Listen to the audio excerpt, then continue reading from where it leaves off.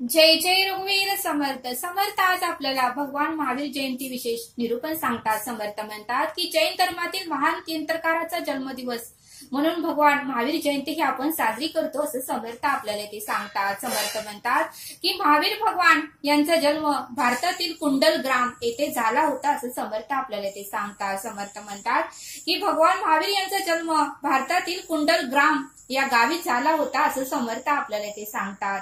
आणि म्हणून समर्थ म्हणतात की भगवान महावीर हे 24वे तीर्थंकर आहेत। म्हणून समर्थ म्हणतात की भगवान महावीर हे 24वे तीर्थंकर आहेत। आणि म्हणून समर्थ म्हणतात की प्रत्येक तीर्थंकराच्या जीवनात पंचकल्याण उत्सव हा साजरा केला जातो असं समर्थ आपल्याला ते सांगतात। म्हणून समर्थ म्हणतात की प्रत्येक तीर्थंकराच्या जीवनात पंचकल्याण उत्सव हा साजरा केला जातो असं समर्थ आपल्याला ते सांगतात। आणि म्हणून समर्थ म्हणतात की भगवान महावीर यांच्या आईचे नाव त्रिशला होते तर वडिलांचे नाव सिद्धार्थ होते। म्हणून समर्थ म्हणतात की भगवान महावीर यांच्या आईचं नाव त्रिशला होतं तर वडिलांचं नाव सिद्धार्थ होतं असं समर्थ आपल्याला ते सांगतात।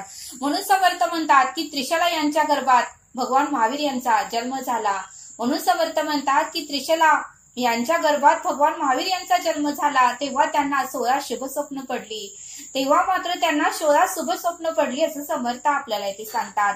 आणि म्हणून समर्थ म्हणतात की वर्धमान महावीर यांचे नाव घेतल्यावर अवतारी पुरुषाचे स्मरण होते। म्हणून समर्थ म्हणतात की वर्धमान महावीर यांचे नाव घेतल्यावर अवतारी पुरुषाचे स्मरण होते। आणि म्हणून समर्थ म्हणतात की चैत्र शुद्ध त्रयोदशीला या अवतारी पुरुषाची म्हणजेच महावीर भगवान यांची जयंती साजरी केली जाते असं समर्थ आपल्याला इथे सांगतात। म्हणून समर्थ म्हणतात की चैत्र शुद्ध त्रयोदशीला या अवतारी पुरुषांची म्हणजेच महावीरांची जयंती साजरी केली जाते असं समर्थ आपल्याला ते सांगतात। आणि म्हणून समर्थ म्हणतात की जैन धर्मातील 24वे तीर्थंकरांना सर्वाधिक महत्व आहे। म्हणून समर्थ म्हणतात की जैन धर्मातील 24वे तीर्थंकरांना सर्वाधिक महत्व आहे असं समर्थ आपल्याला इथे सांगतात। आणि म्हणून समर्थ म्हणतात की जैन धर्मात एकूण 24 तीर्थंकर होऊन गेले। म्हणून समर्थ म्हणतात की जैन धर्मामध्ये एकूण 24 तीर्थंकर होऊन गेले आणि त्यातील पहिले तीर्थंकर म्हणजे ऋषभ आहेत आणि 24वे तीर्थंकर म्हणजे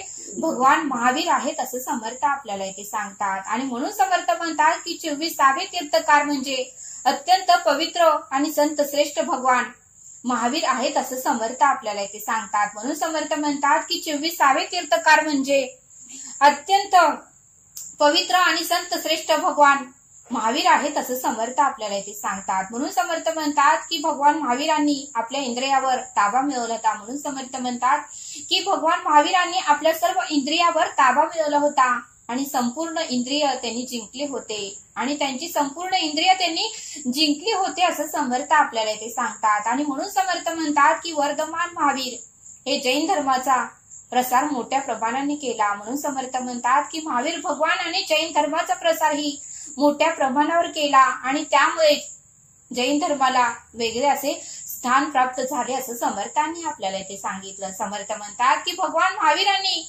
जैन धर्माचा प्रसार मोठ्या प्रमाणावर केला आणि त्यामुळे जैन धर्मामध्ये वेगळे असे स्थान प्राप्त झाले असं समर्थ आपल्याला इथे सांगतात। समर्थ म्हणतात की भगवान महावीरांच्या वडिलांचे नाव सिद्धार्थ होते। म्हणून समर्थ म्हणतात की भगवान महावीरांच्या वडिलांचे नाव सिद्धार्थ होते आणि ते गणराज्याचे राजे होते आईचं नाव त्रिशला होतं। आईचं नाव त्यांच्या त्रिशला होतं। भगवान महावीर हे मोठ्या वैभवामध्ये लहानाचे मोठे झाले। त्यांच्याकडे भरपूर वैभव होतं, भरपूर संपत्ती होती, भरपूर प्रॉपर्टी होती। म्हणून समर्थ म्हणतात की भगवान महावीर हे मोठ्या वैभवात लहानाचे मोठे झाले आणि लहानपणापासूनच ते शूर होते, धाडसी होते असं समर्थ आपल्याला इथे सांगतात। आणि त्यासाठी समर्थ आपल्याला एक गोष्ट सांगतात। समर्थ म्हणतात की एकदा भगवान महावीर आपल्या मित्रांसोबत खेळत होते। लहानपणी एकदा भगवान महावीर आपल्या मित्रांसोबत खेळत होते। तेवढ्यातच एक हत्ती आपली सोंड हलवीत धावत त्यांच्या दिशेने येत होता। तेवढ्यातच एक मोठा हत्ती सोंड हलवत आणि धावत भगवान महावीर यांच्या दिशेने येत होता। त्यावेळेस मात्र सर्व भगवान महावीरांच्या सर्व मित्रांनी ते पाहिले आणि आता हत्ती आपल्याला काहीतरी आपल्याला त्रास देईल, आपल्याला काहीतरी जखम होईल म्हणून सर्व मित्र भगवान महावीरांना एकटे सोडून धावत पळून गेले। सर्व मित्र मात्र भगवान महावीरांना एकटे सोडून बाकीचे मित्र मात्र पळून गेले। पण भगवान महावीर मात्र जागीच उभे होते, पण वर्धमान भगवान महावीर मात्र जागीच उभे होते. आणि त्यांच्या जवळ हत्ती आला. त्यावेळेस मात्र ते घाबरले नाहीत. त्यांनी त्या हत्तीची सोंड पकडली. त्यांनी धाडसाने न घाबरता त्या हत्तीची सोंड पकडली आणि त्या हत्तीच्या डोक्यावर जाऊन बसले. आणि त्याला परत त्याच्या जागी घेऊन गेले. त्या हत्तीला परत हत्ती खाण्याकडे घेऊन गेले. आणि मग मात्र त्यांनी असं वेगळं काही केलं असं त्यांना कधीच वाटलं नाही. त्यांनी इतर मित्रांपेक्षा वेगळं असं काहीतरी केलंय असं त्यांना कधीच वाटलं नाही. असे अनेक चमत्कार भगवान महावीरांनी लहानपणीही केले आणि म्हणूनच भगवान महावीरांना अवतारी पुरुष मानतात असं समर्थ आपल्याला इथे सांगतात. समर्थ म्हणतात की राजघरात जन्मलेल्या महावीरांचा यशोदा नावाच्या राजकन्येशी विवाह झाला. म्हणून समर्थ म्हणतात की राजघरात जन्मलेल्या महावीरांचा यशोदा नावाच्या राजकन्येशी विवाह झाला. परंतु सुखी जीवनाचा त्यांना फार कंटाळा आला होता. भगवान महावीरांना सुखी जीवनाचा फार कंटाळा आला होता. त्यांचे संसारात मात्र मन राहतच नव्हते. रमत नव्हते. त्यांना संसारात करमत नव्हतं आणि म्हणूनच त्यांनी संन्यास पत्करला. आणि म्हणूनच भगवान महावीर यांनी संन्यास पत्करला. आणि नंतर मात्र 12 वर्ष त्यांनी तपश्चर्या केली. मग समर्थ म्हणतात की नंतर मात्र त्यांनी 12 वर्ष तपश्चर्या केली आणि तीर्थयात्राही केली आणि जैन मंदिर या दिवशी. आणि म्हणून समर्थ म्हणतात की भगवान महावीर यांच्या जयंती दिवशी जैन मंदिरही विशेष अशी सजवली जातात.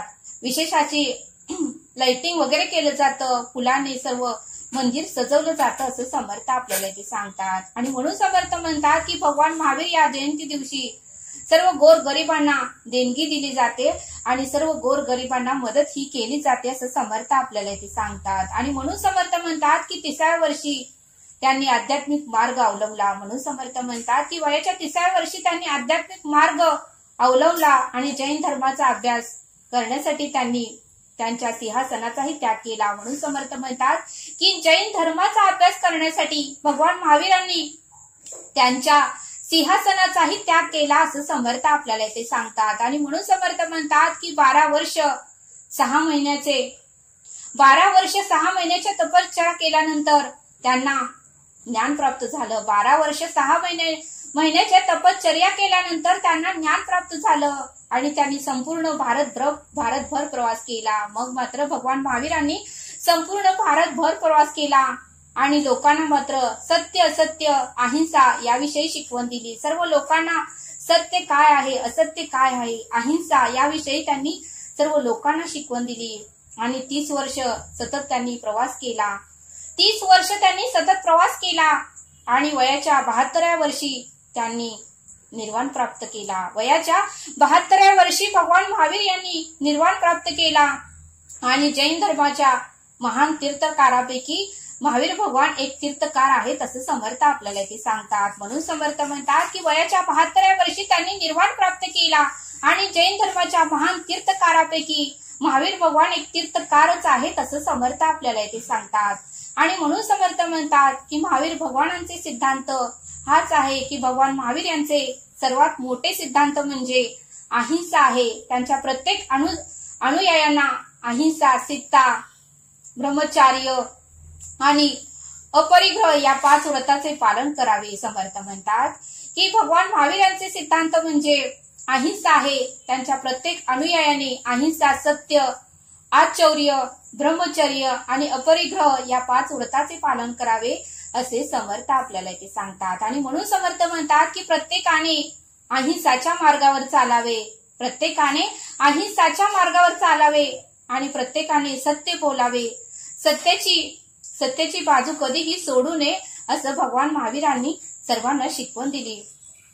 प्रत्येक लोकांनी प्रामाणिक असावे, कोणीही चोरी करू नये, नेहमी सत्य बोलावे, नेहमी सत्याची बाजू घ्यावी आणि नेहमी न्यायच करावा, कुठेही अन्याय करू नये असं भगवान महावीरांनी सर्वांना शिकवण दिली होती. आणि म्हणूनच समर्थ म्हणतात की भगवान महावीरांची जयंती मोठ्याने साजरी करतात असं समर्थांनी आपल्याला इथे सांगितलं. आणि म्हणून समर्थ म्हणतात की भगवान महावीर यांचे उत्तम असे विचार होते. भगवान महावीर म्हणायचे की स्वतःवर विजय प्राप्त करणे हे लाखो शत्रूवर विजय प्राप्त करण्यासारखेच आहेत. म्हणून भगवान महावीर नेहमी म्हणायचे स्वतःवर विजय प्राप्त करणे हे लाखो शत्रूवर विजय प्राप्त करण्यासारखेच आहे.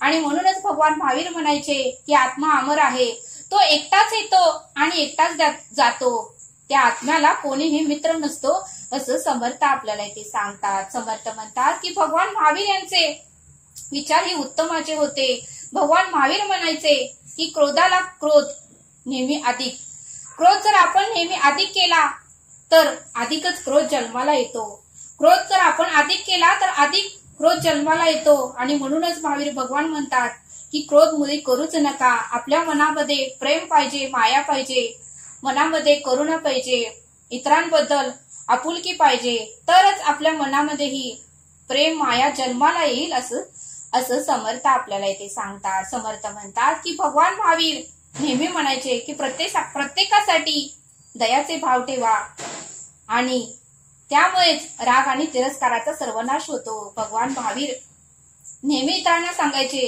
की प्रत्येकासाठी दयाचे भाव ठेवा, यामुळेच राग आणि तिरस्कार याचा सर्वनाश होतो असं भगवान महावीर सर्वांना सांगत होते असं समर्थ आपल्याला ते सांगतात. आणि म्हणून समर्थ म्हणतात की प्रत्येक आत्मा स्वतंत्र आहे, इतरावर अवलंबून राहू नका. प्रत्येक जीव प्राण्यासाठी प्रेम ठेवा. सर्व मानव त्याच्या स्वतःच्या चुकामुळे दुःखी होतो, सर्व मानव त्याच्या स्वतःच्या चुकांमुळे दुःखी होतो आणि त्यामुळे स्वतःचे दोष सुधारा आणि जीवन हे आनंदी बनवा असं समर्थ आपल्याला ते सांगतात. समर्थ म्हणतात की स्वतःशी लढा, बाहेरील शत्रूशी का लढायचे. म्हणून समर्थ म्हणतात की स्वतःशी लढा, बाहेरील शत्रूशी का लढायचे. जो स्वतःवर विजय मिळवतो त्याला आनंद प्राप्त होतो, जो स्वतःवर विजय मिळवतो त्याला जीवनामध्ये आनंद प्राप्त होतोच. आणि म्हणून समर्थ म्हणतात की आपले शत्रू आपल्या आतमध्येच राहतात. म्हणून समर्थ म्हणतात की आपले शत्रू आपल्या आतमध्येच राहतात. आपले शत्रू म्हणजे राग, गर्व, लोभ, मत्सर, तिरस्कार, द्वेष हेच आहे तसं समर्थ आपल्याला इथे सांगतात. आणि म्हणून समर्थ म्हणतात की 10 शत्रूवर विजय मिळवण्यापेक्षा स्वतःच्या मनावर विजय मिळवा असं समर्थ आपल्याला इथे सांगतात. आणि म्हणून समर्थ म्हणतात की आपल्याला कोणी मोठ्याने बोलल्यावर आपल्याला वाईट वाटते, मग आपल्यावरूनच इतरांना आपण ओळखायचे, इतरांनाही आपण लहान आवाजात आणि सॉफ्ट भाषेतच आपलं बोलणं असावं असं समर्थ आपल्याला इथे सांगतात. आणि म्हणून समर्थ म्हणतात की ज्याप्रमाणे धाग्याने बांधलेली सुई हरवण्यापासून सुरक्षित असते, म्हणून समर्थ म्हणतात की ज्याप्रमाणे धाग्याने बांधलेली सुई हरवण्यापासून सुरक्षित असते, त्याचप्रमाणे आत्मा जर अभ्यासामध्ये व्यस्त असल्यावर, आत्मा जर परमार्थामध्ये, अभ्यासामध्ये, ज्ञानामध्ये व्यस्त असल्यावर व्यक्ती आपलं मन कुठेही हरवू शकत नाही असं समर्थांनी आपल्याला ते सांगितलं. तरी सर्वांना महावीर जयंतीच्या खूप खूप शुभेच्छा. आपण आता येथेच थांबूया. धन्यवाद. जय सद्गुरू.